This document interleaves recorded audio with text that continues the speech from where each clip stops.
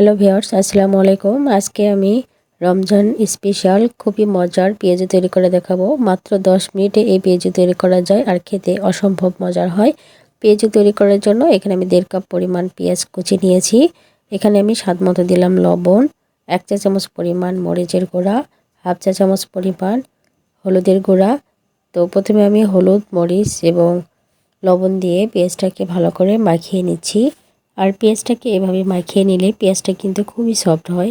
তো মাখিয়ে নেওয়া হয়ে গেছে। এখানে দিয়ে দিচ্ছি আমি 1/2 চা চামচ পরিমাণ ধনিয়ার গুঁড়া, 1/2 চা চামচ পরিমাণ জিরার গুঁড়া, 1/4 চা চামচ পরিমাণ গোটা জিরা, 1/4 চা চামচ পরিমাণ দিয়ে দিচ্ছি কালো জিরা, আর 1 চা চামচ পরিমাণ আদা এবং রসুন বাটা।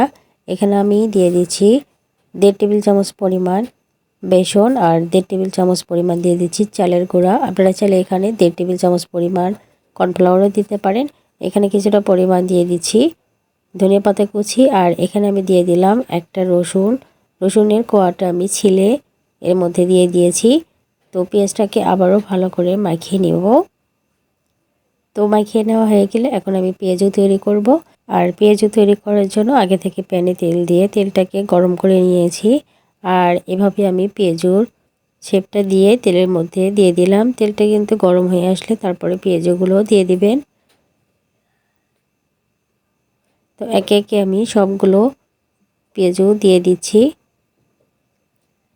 তো পেঁয়াজু দেওয়া হয়ে গেলে কিছুক্ষণের পরেই দেখবেন পেঁয়াজুতে খুব সুন্দর একটা কালার চলে আসবে। তো এখন আমি উল্টে পাল্টিয়ে পেঁয়াজুগুলো তেলের মধ্যে ভেজে নিয়েছি। আর দেখতে পাচ্ছেন সুন্দর একটা কালার চলে এসেছে আর মুচমুচে হয়েছে। তো এখন আমি পেঁয়াজুগুলোকে তেল থেকে উঠিয়ে নিচ্ছি। তো তেল থেকে উঠিয়ে নিয়ে আমি এখন একটা প্লেটে নিয়ে নিচ্ছি।